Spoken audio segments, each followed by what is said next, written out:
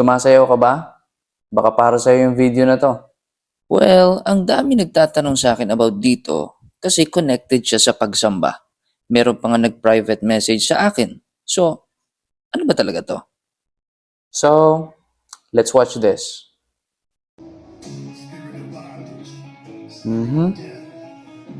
Baba. Hindi naman sabay eh.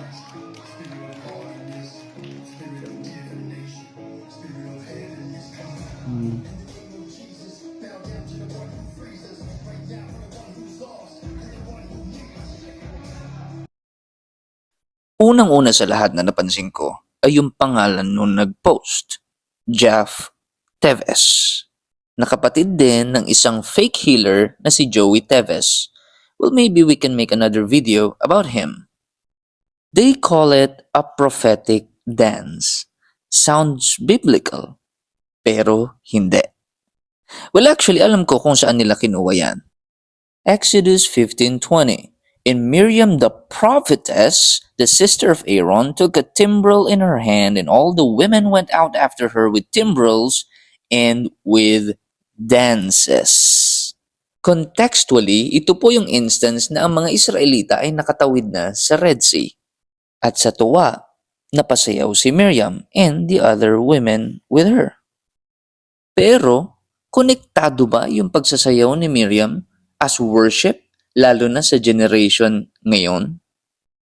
Ang dancing po kasi or pagsasayaw is more of a cultural aspect.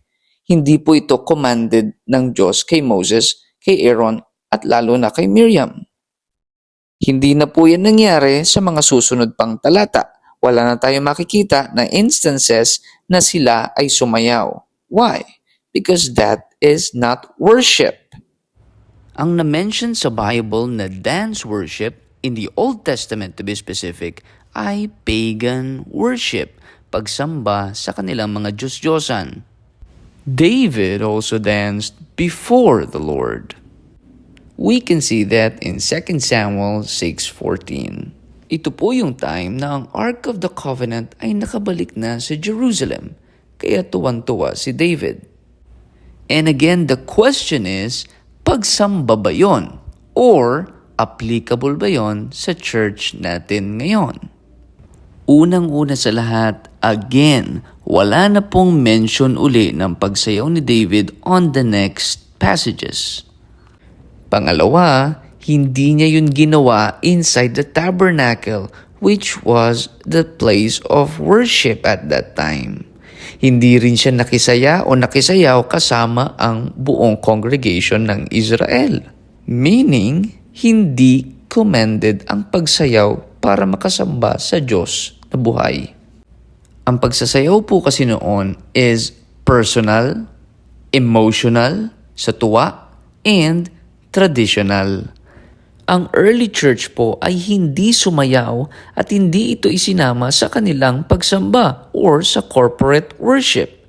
Kahit po ang mga apostol, kahit mismo ang Panginoong Hesukristo, He never taught na kailangan mong sumayaw para magbigay ng puri sa Diyos.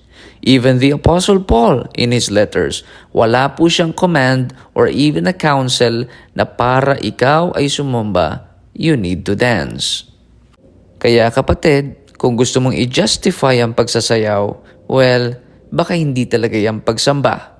Baka, lust of the flesh lang yan.